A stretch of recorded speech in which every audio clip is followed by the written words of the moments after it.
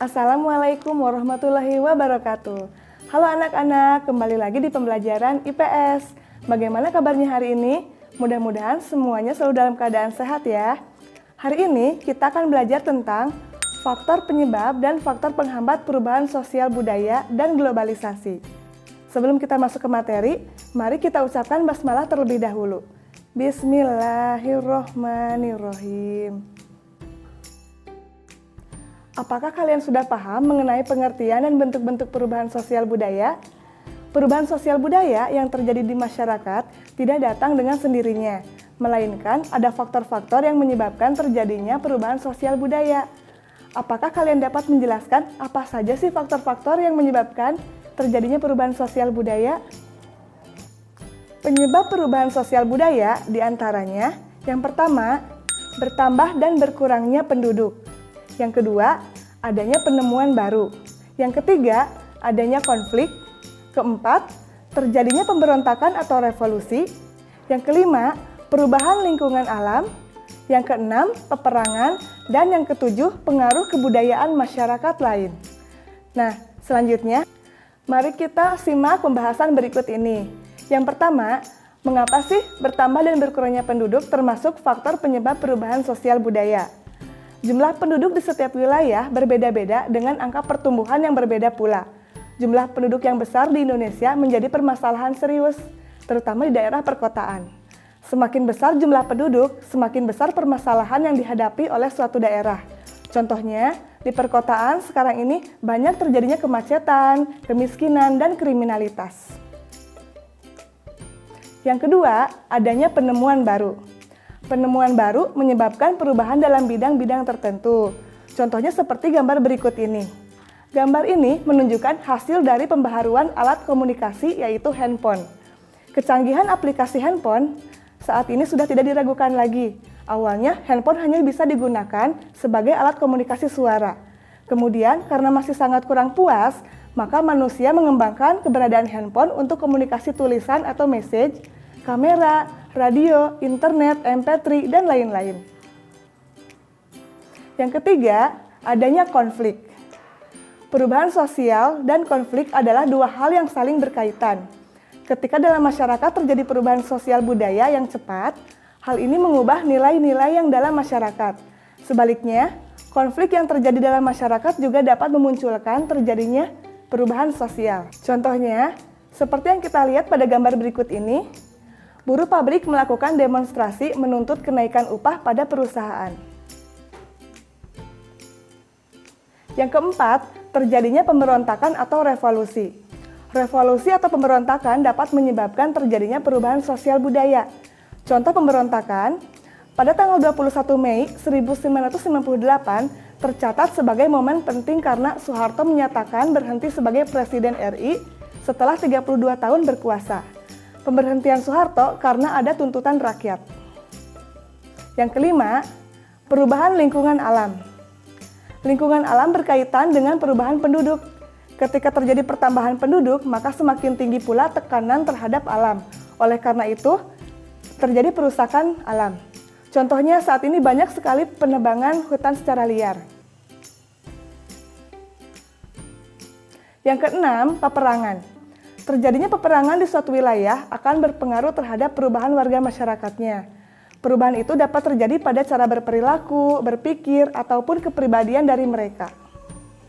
Yang ketujuh, pengaruh kebudayaan masyarakat lain. Kebudayaan dalam masyarakat mempunyai kecenderungan untuk saling mempengaruhi. Ketika agama Islam masuk ke Indonesia, telah berkembang terlebih dahulu agama Hindu dan Buddha. Pengaruh Hindu sangat kuat sebagai kebudayaan dari agama Hindu dan masih tampak sampai saat ini. Nah, berikutnya, penghambat perubahan sosial budaya. Faktor-faktor penghambat sosial budaya, yang pertama, kehidupan masyarakat yang terasing. Yang kedua, perkembangan ilmu pengetahuan yang terlambat. Yang ketiga, sikap masyarakat yang tradisional. Keempat, adanya prasangka terhadap hal-hal baru atau asing. Dan yang kelima, adat istiadat. Nah, pembahasan yang pertama, kehidupan masyarakat terasing. Kehidupan masyarakat terasing atau terisolasi menyebabkan masyarakatnya tidak mengetahui perkembangan yang terjadi pada masyarakat lain. sehingga mereka sulit untuk berkembang dan memperkaya budayanya. Contohnya pada suku Baduy Dalam yang menolak kehadiran bangsa asing ke dalam sukunya. Yang kedua, perkembangan ilmu pengetahuan yang terlambat. Berkembangnya ilmu pengetahuan juga dapat dilihat dari maju tidaknya pendidikan dalam masyarakat itu.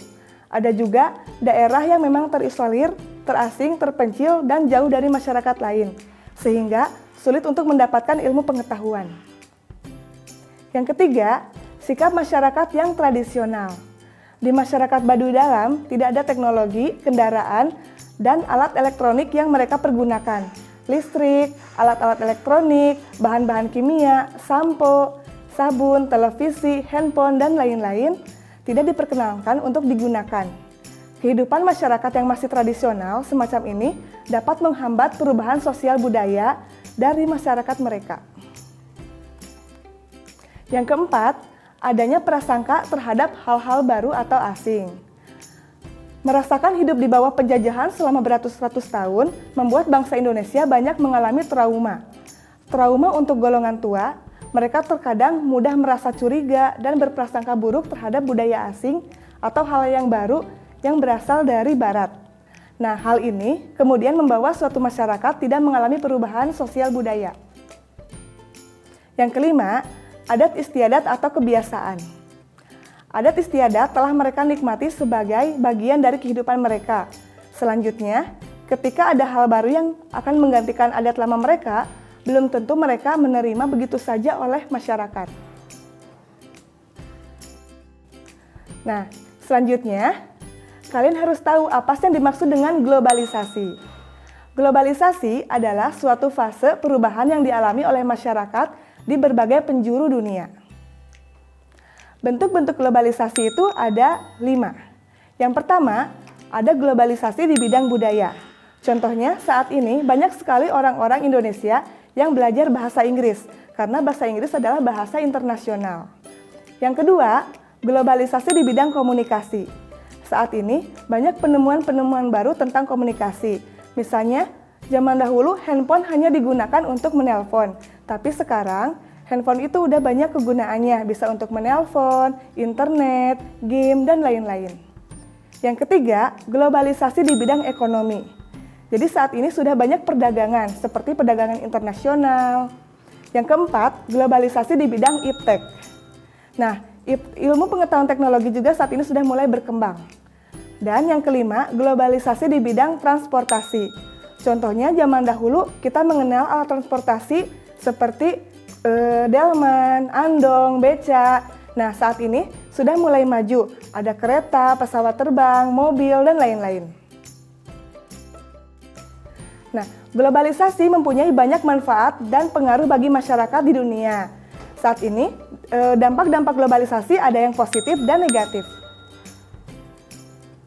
Dampak positif globalisasi yang pertama, berkembangnya ilmu pengetahuan dan teknologi.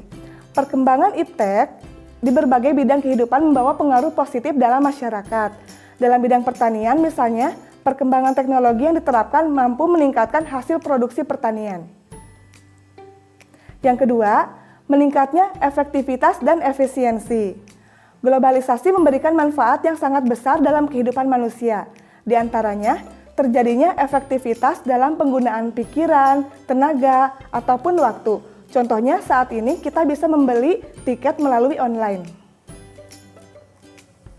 Yang ketiga, perekonomian suatu negara semakin meningkat.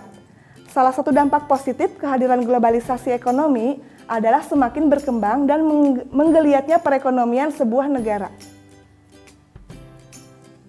Yang keempat, komunikasi semakin cepat dan mudah.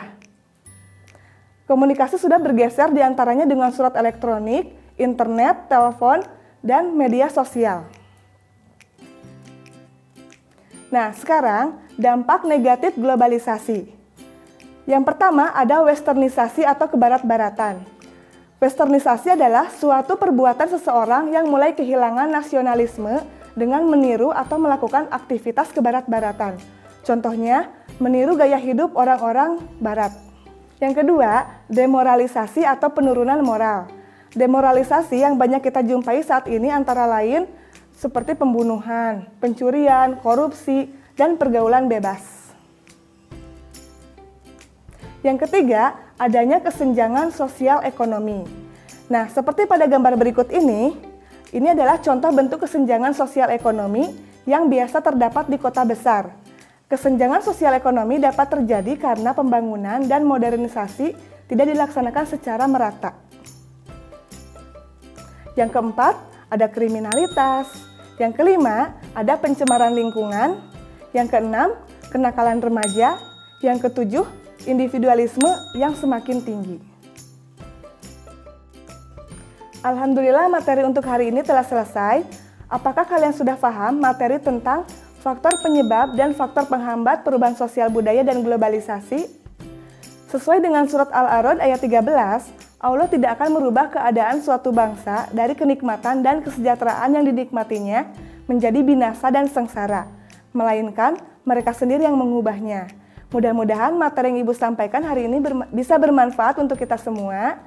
Terima kasih dan wassalamualaikum warahmatullahi wabarakatuh.